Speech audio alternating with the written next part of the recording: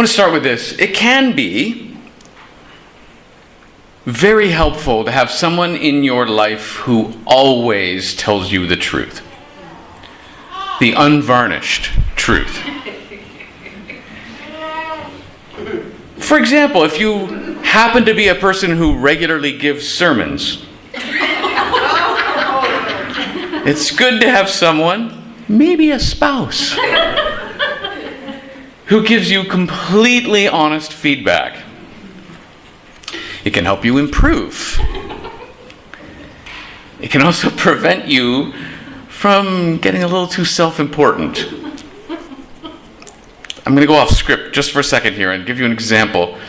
Years ago, in a church in a galaxy far, far away, I was really proud of a sermon that I had written. And so typical. I pretended I wasn't sure about it. So that Heidi could read it and I could watch her read it and be really impressed. And she read it while I watched. Talk about pathetic. I just wanted to watch her be so thrilled with this sermon. And she had a poker face the whole way through. And then she looked up and she said, "You can't give this sermon." It was 10:30 on a Saturday night. She said, "You're going to lose everyone without a philosophy degree in the first paragraph and everybody else in the second." That was a long night of not rewriting, just starting over. Anyway, that's an example. If a sermon is boring, or if it's too long, or if it's unclear, or if it's too juvenile, Heidi will tell me. She doesn't provide the feedback until I ask. But when I ask, I know I will get the truth.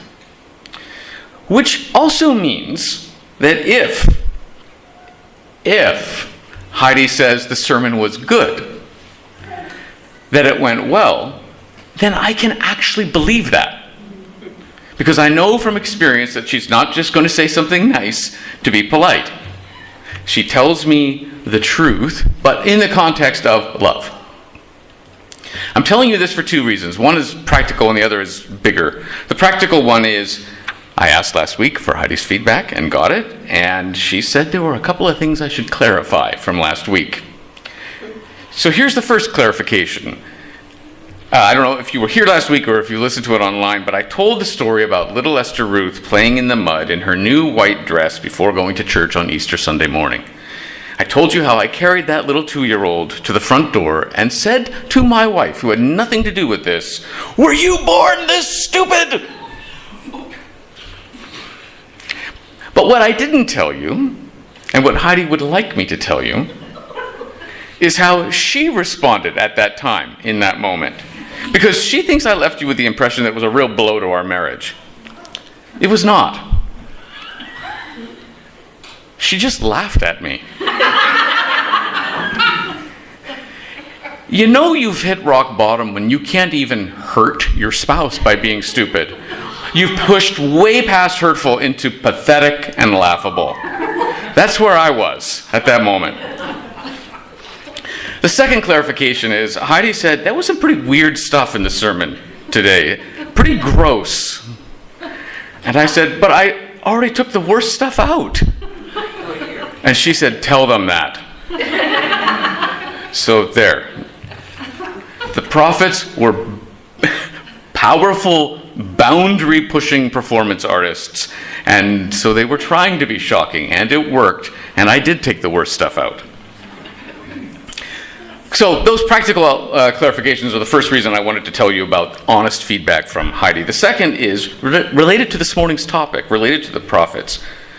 We are ending this morning a 5-sermon series on law and covenant and prophets, not really promising topics. And before we go a moment more, I feel like I need to justify that we've spent 5 sermons on this. So, Paul, if we could just have a couple of pictures here. Okay, so when you look at the word count, the Old Testament, it turns out, is about 3/4 of the Bible. Okay? Old Testament is 3/4 of the Bible. It's significant. Here's a list of all the Old Testament books. And I want you to remember that all through the New Testament, and a lot of times Christians get in this habit of saying, well, I focus on the New Testament. But all through the New Testament, when Jesus, Jesus, or any of his followers referred to the Scriptures, this list right here is what they were talking about. These books mattered to them deeply, and it's important to remember that. And if we're really going to understand what's happening in the New Testament, these books have to matter to us too. Here, next picture, we've highlighted the ones that are considered books of prophecy. Look at how many there are. That's a significant portion of the Scriptures devoted to often disturbing performance art. But it turns out these are just the books that Christians today call the books of prophecy. But the Jewish understanding then was even more broad, which included, and this is the next picture, what they called the former prophets. There were the former prophets and the later prophets. There's a lot of books in the prophecy category. But remember what prophecy is. It's covenant enforcement. So you can't think about prophets without thinking about the covenant, and you can't think about the covenant without thinking about law that's inside the covenant. And so let's go to the next slide and include the Torah. The first 5 books, those are the books filled with law and covenant. I think you're getting my point. Well over half of the books in the Old Testament, or remember, the Scriptures, as Jesus called them, were about law and covenant and prophecy. So it makes sense, I hope, to spend time on them. Whether we've spent that time well is a separate question, but it's a laudable goal is what I'm trying to say. Okay, that's enough for the pictures. So what have we seen in this series so far? We've seen that the laws that were given to the Israelites set them apart in a good way. But those laws never came alone. They were always in the context of covenant, which is a special kind of relationship. And it was a relationship designed to teach the Israelites about what is in the very heart of God. And that heart, of course, is love. Last week, we saw that the prophets were in the business of covenant enforcement. And in powerful ways, they brought the Israelites face to face with the reality of how well they were doing in terms of the covenant. And the prophets were far less gentle with the Israelites than Heidi is with me. They did not wait to be asked for feedback. They told the unvarnished truth, whether or not anyone wanted to hear it, and nobody wanted to hear it. We looked at the wild and wacky and sometimes rude ways that the prophets brought corrective messages from God when the Israelites wrecked things. When the Israelites became numb to how wrecked things were. We heard last week, to the deaf you shout. To the nearly blind you draw large, startling figures. That was last week. This week, we're going to look at the other major role of the prophets, and that was offering encouragement when the Israelites felt like giving up. When the Israelites were in danger of thinking that God had given up on them. And remember, like with Heidi, because the prophets always told the truth, when they had good things to say, when they had beautiful and caring words for the Israelites, that carried a lot of power. Because the Israelites knew from experience that the prophets were not just going to say something nice to be polite. The prophets told the truth in the context of a greater love. So when that truth was beautiful and caring, it really got their attention. So that's what we're going to look at this morning. It's a little bit more comfortable than last week as we ease into Advent. Now, we're going to find that so often this message of comfort through the prophets, this message was expressed through metaphors of intimacy, of family closeness. And I'm about to read to you a medley of beautiful and caring passages from some of the prophets, and it is about 12 minutes long, so gauge calibrate your attention spans. As I read, I want you to listen for how these passages express the yearning and the pain and the tenderness that God feels. God's yearning, God's pain, God's vulnerability. Let's begin with Jeremiah. This is God speaking. I remember the devotion of your youth, how, as a bride, you loved me, and you followed me through the desert. What fault did your ancestors find in me that they strayed so far away? They followed worthless idols, and they became worthless themselves. They didn't seek Yahweh. They didn't ask, where is Yahweh, who brought us up out of Egypt, who led us through the barren wilderness, who led us through a land of drought and shadow and death. I brought you into a fertile land to eat its fruit and rich produce, but you defiled that land. The priests did not ask, where is Yahweh? Those who dealt with the law didn't know me. The leaders rebelled against me. The prophets prophesied by Baal, not me. My people have exchanged my glory for worthless things. They have committed two sins. They have forsaken me, the spring of living water, and they have dug their own cisterns, broken cisterns that can't hold any water. And really what I want you to hear from that is how the passage began. I remember the devotion of your youth, how as a bride you loved me and followed me through the desert. And that kind of marriage imagery is all through the prophets. And before we hear more of that, and we will, I want to acknowledge that the gendered language creates issues for us today, understandably. But try, if you can, to set that being irked aside and think about this. In that time and place, in a marriage, and we're not saying this is right, we're saying this is what was, only the man had the power to just walk away from the relationship. And in the marriage images that we are going to hear from the prophets, notice that God is described as the husband, the one with the power to walk away, and the one with good reason to walk away. But God does not walk away. I think that's the central point. And so the gendered language is kind of incidental. It's sort of like the delivery system. It's a product of that time and place. But the central point is that God, who has the power to walk away, does not want to. So let's continue with this medley. Here's another passage from Jeremiah. And this follows a passage I read last week, which wasn't very polite. A passage where the Israelites are described as a prostitute who has done her work all over the place, under every spreading tree, we're told. But then that's followed by this. Return, faithless people, declares Yahweh, for I am your husband. And here's another one, again from Jeremiah. God speaking, I said to myself, how gladly would I treat you like my children, and give you a desirable land, give you the most beautiful inheritance.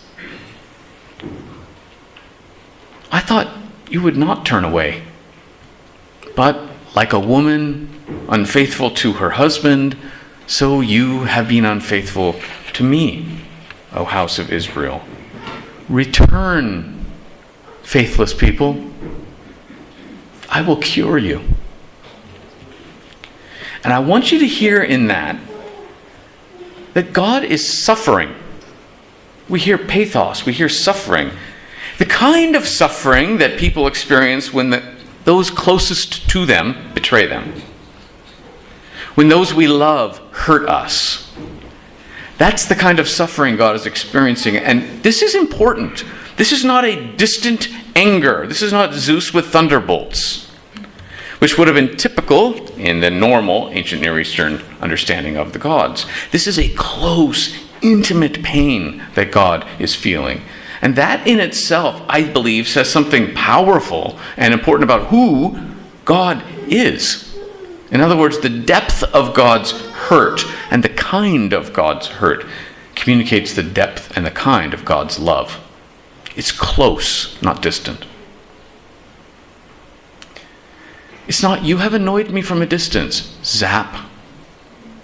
It's, we were married and you hurt me and I want it back. Here's a passage from Hosea where we really get a sense of God wanting the people back. It's all in the context of a metaphor of Israel as the unfaithful wife, and then we hear this. Therefore, I am now going to allure her, says God.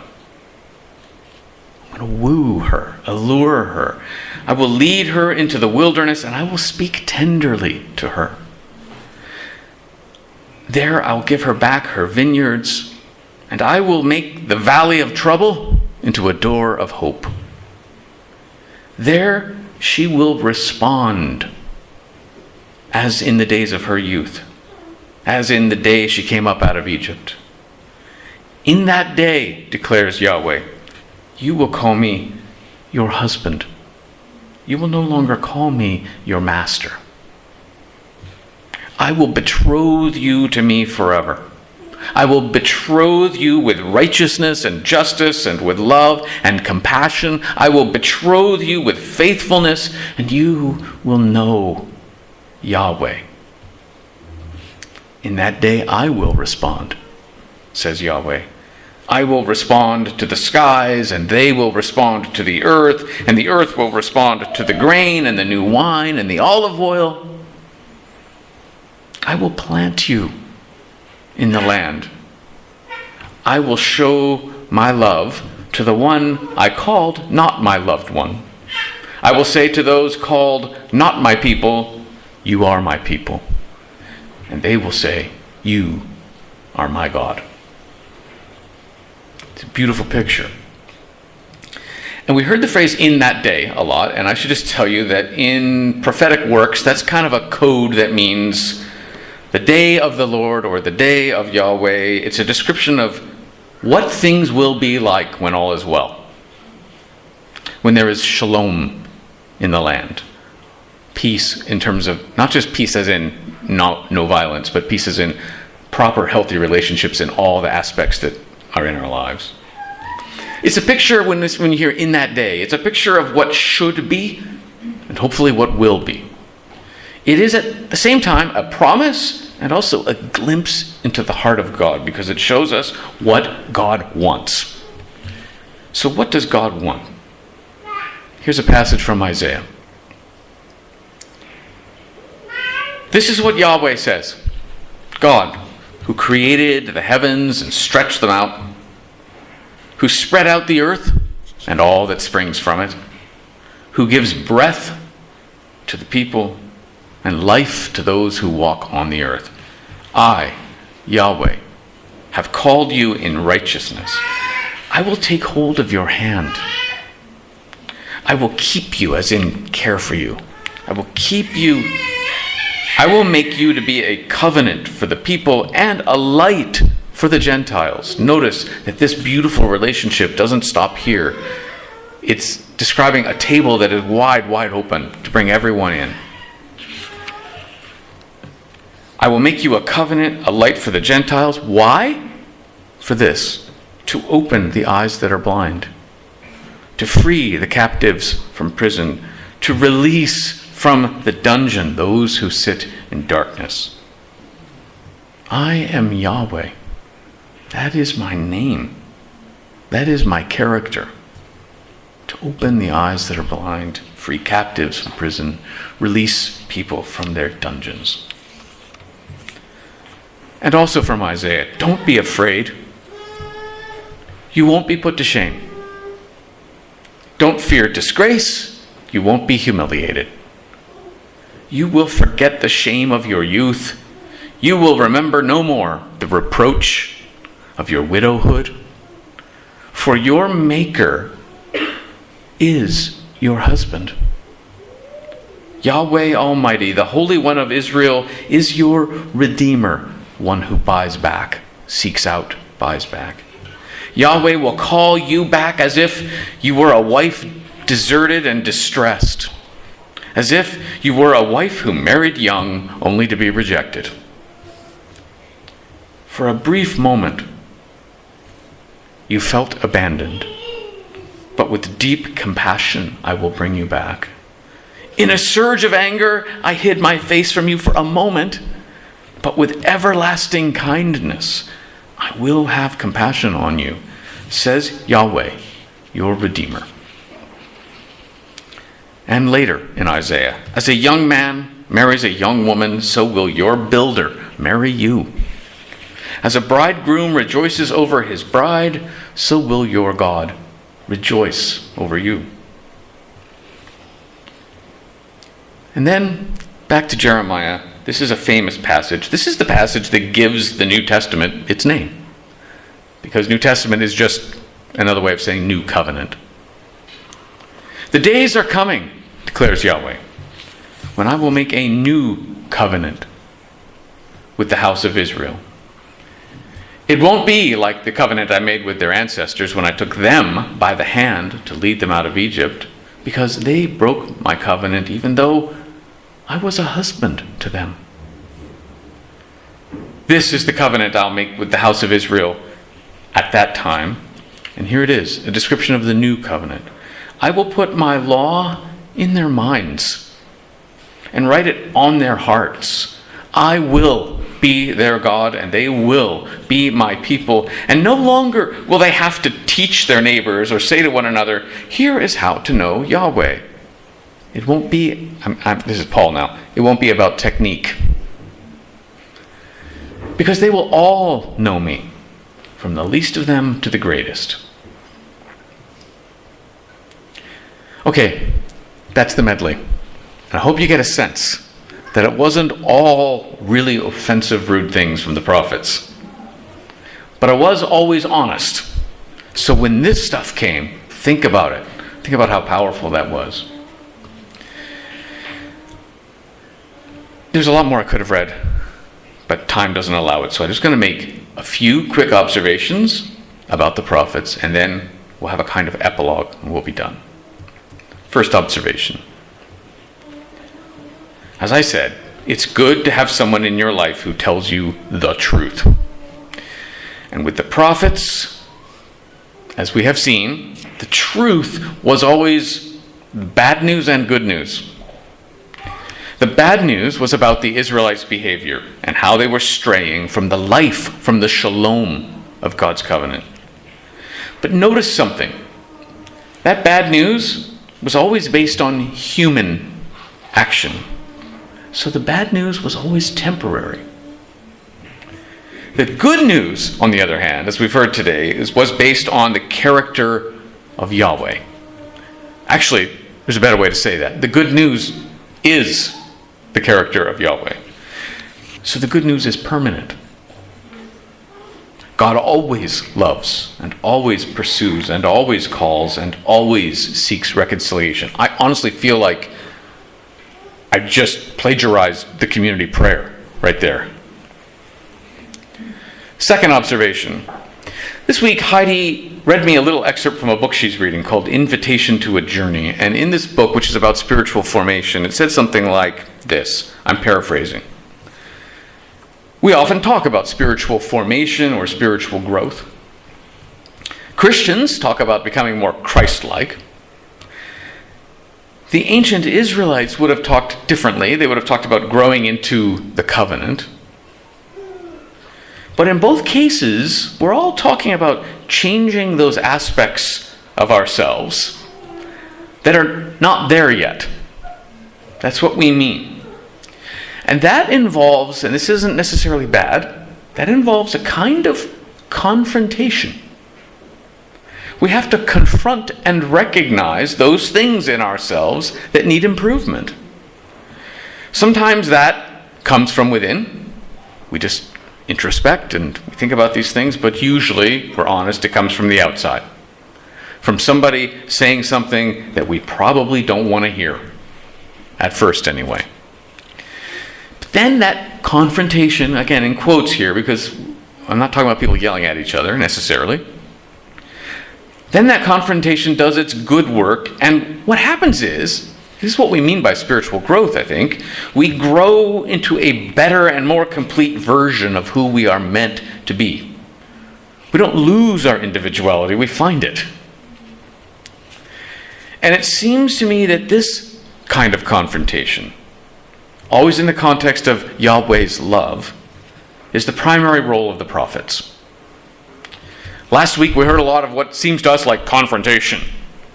And this week we've heard that the prophets also worked to make sure that the greater context of God's love wasn't forgotten. Third, final observation about the prophets. I said this last week, but I feel like we can't hear this enough. There is no way that you can read through the prophets and think of God as distant, or apathetic, or anemic, or theoretical, or sort of generic love. The love of God, and I hope this doesn't offend anyone who has a secret collection, the love of God is not like a Precious Moments figurine. There's just a whole lot more passion to it than that. And the unmistakable passion, we heard it last week and again this week, that's communicated by the prophets, offers us something really important when we look at the heart of God. Last week, we got a sense of that passion when the prophets offered correction in creative but disturbing ways. And this week, we see that passion again when we see how vulnerable God is, how hurt God is, as Yahweh longs for a family-like intimacy with the Israelites. It's not distant. So, the epilogue. Just a brief pullback here. Over the course of the 5 sermons on law and covenant and prophets, we've learned that God, who is love, initiated a relationship with the Israelites, and that relationship is the covenant. Inside that covenant were laws that were designed. Why are the laws there? To keep people busy and God can take delight in people being annoyed? No. The laws are there to bring shalom, to set Israel apart from the anxiety-soaked ancient Near East. The prophets, sent by God, tried to keep the Israelites in that covenant shalom, and they also, as they did their work, the prophets revealed the passionate depth of God's love. I'm saying that because seen through this lens, despite the imperfection and the messiness and the raw, honest, and sometimes ugly aspects of the Israelite story, again, I'm plagiarizing the community prayer. Despite all of that messiness, the entire Old Testament can be seen as a love story. It's a complicated love story.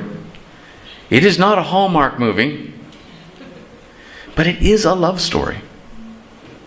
It's as if Yahweh is saying, here I am. Here I am. That's a tricky reference right there. My name is Yahweh, and it is my character to be irrationally in love with you. I consider you family, and I am willing to experience hurt if that's what it takes for our relationship to flourish. If that's what it takes for you to flourish. Please say yes. And with that love story in mind, we now are going to pivot and enter Advent, a season of looking forward to the birth of Jesus, And the arrival of Jesus, when you think about the scriptures and the love story in the scriptures, the arrival of Jesus makes so much sense. Emmanuel, God with us. Why? Because God wants to be with us. And eventually that baby Jesus grew up to say that he had not come to abolish the law. And when he said that, that includes the covenant and the prophets. Not come to abolish that, but to fulfill it. So to put that slightly differently, and I hesitate to put words in Jesus' mouth, but here I go. I have not come to tell you a different love story than the one you already know from the scriptures. I've just come to make it even better. Amen.